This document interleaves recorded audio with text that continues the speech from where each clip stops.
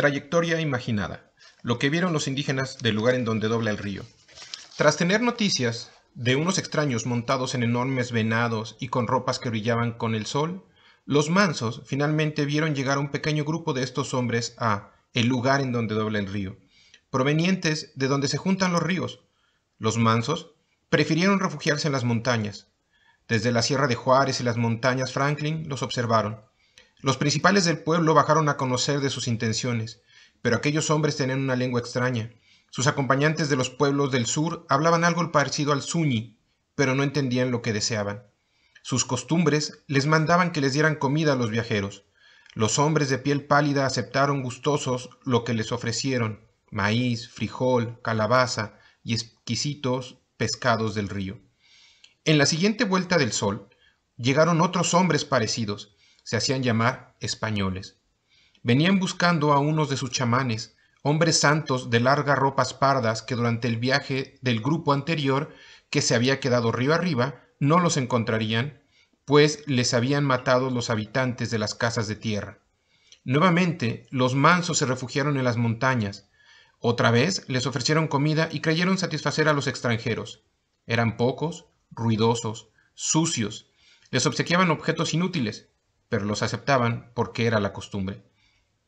Casi 20 vueltas al sol pasaron para volver a ver otros extraños españoles.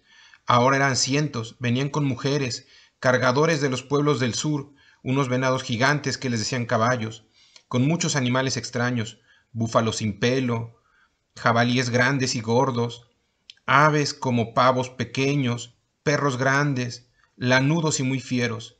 A estos perros, para que no atacaran, les tenían que decir manso, quieto, mansos. También tenían unos artefactos de madera que eran jalados por los búfalos pelones. Ya no estaban de paso, querían quedarse en el lugar en donde los mansos han vivido por incontables generaciones. Muchos se quedaron a recibirlos, ofreciendo comida, y convivieron con ellos los días que permanecieron en su pueblo. Tocaban a sus animales, menos a los perros. Esos eran muy bravos, siempre al lado de los españoles. Por eso, cuando buscaban comunicarse con los líderes, había que decirles manso, quieto, manco, manso, las palabras en brujo que hacían que no los atacaran. Los hombres blancos, sordos como eran, nunca aprendieron los nombres de los pueblos y los llamaron mansos. Después de varios días, cruzaron el río. Como era tiempo de crecida, la corriente era muy traicionera. Tuvieron que cruzarlo en grandes troncos que flotaban y eran agarrados por cuerdas para que pudieran pasar los grandes cajones de madera y los animales.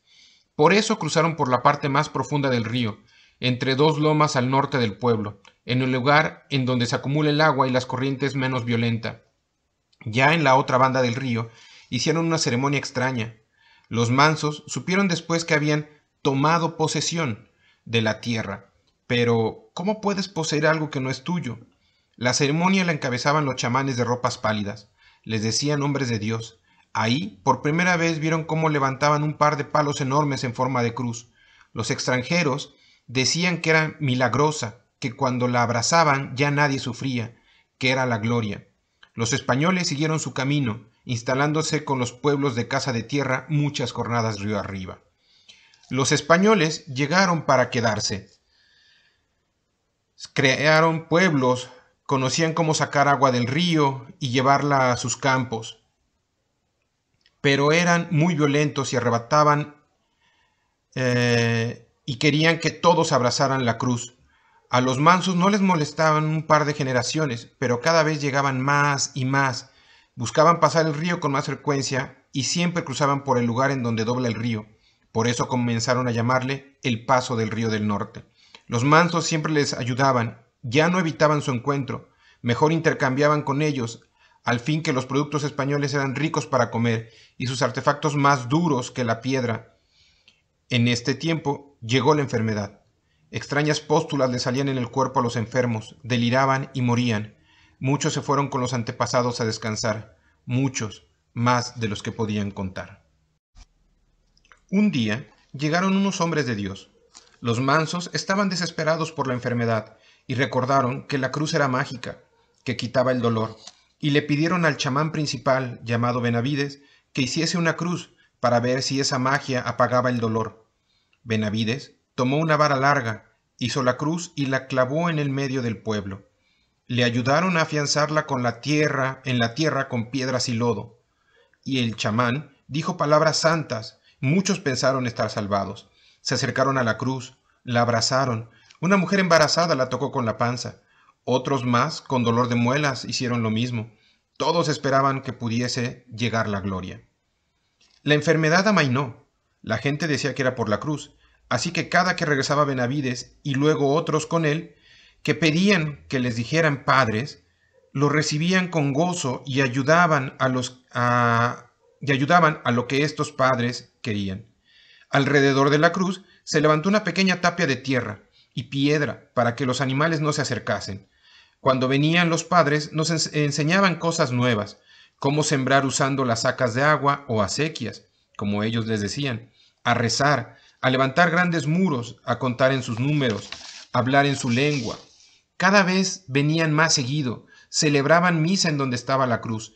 Al tiempo, la tapia se convirtió en un pequeño cuarto. Se construyó una acequia para regar las tierras alrededor de lo que los padres ahora llamaban iglesia. Unas 20 vueltas al sol después de que Benavides levantara aquella cruz, llegaron dos padres que cambiarían la vida de los mansos para siempre: Salvador Ayeta y García de San Francisco. Ayeta era el principal de los padres. La primera vez vino con el jefe de los soldados españoles, curiosamente también llamado Manso. Tomás Manso. Dejaron que Fray García de San Francisco atendiera lo que le decían misión de los mansos. El cuarto alrededor de la cruz se amplió a una habitación alargada de muros anchos. Se puso un tapial grande alrededor, cercando las plantas de uva, duraznos, manzanas y otros frutos que habían sembrado con ayuda de García de San Francisco. Ahora sabían que era el año de 1652, después del nacimiento de nuestro Señor Jesucristo. Ya casi todos los mansos eran cristianos. Habían aprendido las formas de la vida española, tomando lo que más les servía, como lo hicieron sus abuelos muchos años antes, cuando llegaron los habitantes de las casas grandes. Después de 7 años de estar visitando la iglesia, un día llegó Fray García de San Francisco con varios principales de los pueblos tiguas de Cenecú y Piros de Socorro. Venían a fundar un pueblo. Decían que los mansos ya estaban listos. Casi todos los mansos, sumas y tompiros de las cercanías acudieron. Era como la vez que Benavides puso la cruz, solo que ahora era sobre una iglesia con imágenes y altar. El 8 de diciembre de 1659 dejaron de llamarle a este pueblo Paso del Río del Norte, Iglesia de los Mansos o Yatundé, como les decían los Ndé, y ahora le llamarían Misión de Nuestra Señora de Guadalupe de los Indios Mansos del Paso del Río del Norte, o simplemente Paso del Norte. La iglesia siguió creciendo, cada vez más mansos se movían a vivir en las cercanías de la misión, cultivando sobre todo uvas. Construían a la manera de los antepasados, pero cada vez dependían más del intercambio con los españoles. Poco después cambiaron a Tomás Manso como gobernador. Llegó un señor de nombre Mendizábal. No tenía buenas relaciones con Fray García. Un día entró a Paso del Norte con soldados y destruyó los cultivos de la iglesia. Maltrató a varios mansos y tiró los muros de la iglesia. Como era un lugar santo, los mansos volvieron a levantar más grande e imponente que antes el lugar. Así permaneció por varios años, hasta que en 1680 los indios pueblo de Río Arriba, encabezados por Pope, hicieron la guerra a los españoles y los expulsaron de sus poblaciones. Llegaron aquí, a Paso del Norte, con muchos indios piros, tiguas, teguas, toguas, ndé y de otras tribus. Como la costumbre lo mandaba, se les recibió a todos.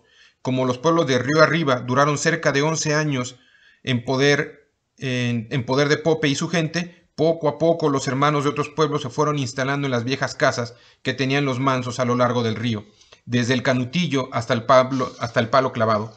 Otermín, el gobernador español expulsado, ofreció dinero e instrumentos a los mansos que vivían más cerca de la misión y ahí se empezó a construir las casas reales y después el presidio. Cuando al fin regresaron al río arriba, muchos españoles, tiguas, piros y teguas se quedaron en los viejos pueblos de las riberas del río. Los mansos y los sumas siguieron haciéndose uno solo con los que llegaron para quedarse. Se formaron nuevas familias. Algunos se casaban en la iglesia y otros muchos simplemente empezaban a vivir juntos.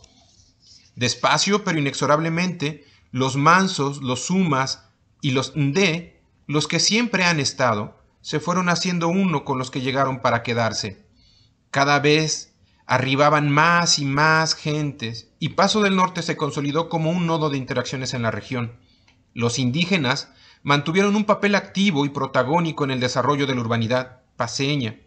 Fueron prestamistas, comerciantes, agricultores, capitanes de guerra, sirvientes, soldados, etcétera.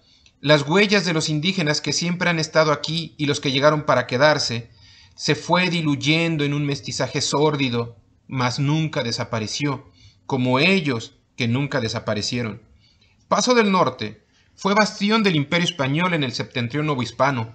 Vio cambiar al imperio por la República Mexicana. Fue el refugio de la nación. Cedió su mitad norte tras la guerra con Estados Unidos. Fue cuna de la revolución. Se convirtió en refugio de los placeres extranjeros, el lugar de la esperanza para los trabajadores modernos, hogar de terribles crímenes contra mujeres trabajadoras, pero sobre todo siguió siendo un lugar que recibe a todos quienes quieren llegar para quedarse o para pasar. La esencia de la ciudad, de esta ciudad Juárez El Paso, en su urbanidad y en su morfología, tienen origen más allá de la llamada fundación. Su identidad trasciende los discursos oficiales y se clava en la forma del ser del juarense paceño, como se clavó la cruz en medio del pueblo de los mansos por parte de Benavides. Esto fue un testimonio, esto fue una pequeña trayectoria imaginada con base en los testimonios recuperados de documentos históricos de distintos acervos. Ahora se ha creado una pequeña narrativa histórica. Los testimonios son solo fragmentos dispersos e inconectados de una realidad pretérita. Aquí, lo que estoy proponiendo es rellenar los espacios vacíos con información contextual, analogías y figuras literarias. De este modo, se genera esta trayectoria imaginada con fundamento histórico. Imaginado no significa inventado. Se propone una narración de un observador abstraído en el tiempo, pero que conoce ambos mundos, un pasado atemporal. Con esto, lo que se busca es generar empatía para la comprensión del devenir histórico y reivindicar una identidad negada.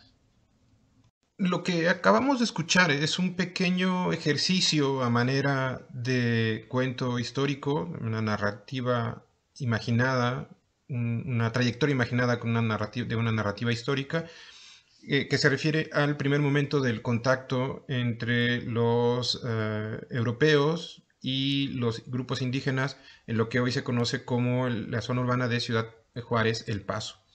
Este es parte de un ejercicio de una investigación mayor que trata sobre la presencia indígena en el antiguo asentamiento de Paso del Norte. Espero que hayan disfrutado la narrativa y la propuesta es que podamos entender una dinámica cultural mucho más profunda de la que se contempla en lo que hoy es Juárez El Paso. Una dinámica en donde las sociedades indígenas, la resiliencia de las sociedades indígenas, permitieron un sustrato indígena, un estrato urbano indígena que sobrevivió y que se adaptó, se mimetizó con las estrategias de vida, la vida urbana de los novohispanos, de los neomexicanos en Paso del Norte, y que dio como resultado una forma muy particular, una forma única, tanto de urbanidad como de morfología urbana en lo que hoy es nuestra ciudad. Espero que hayan disfrutado la narración. Gracias.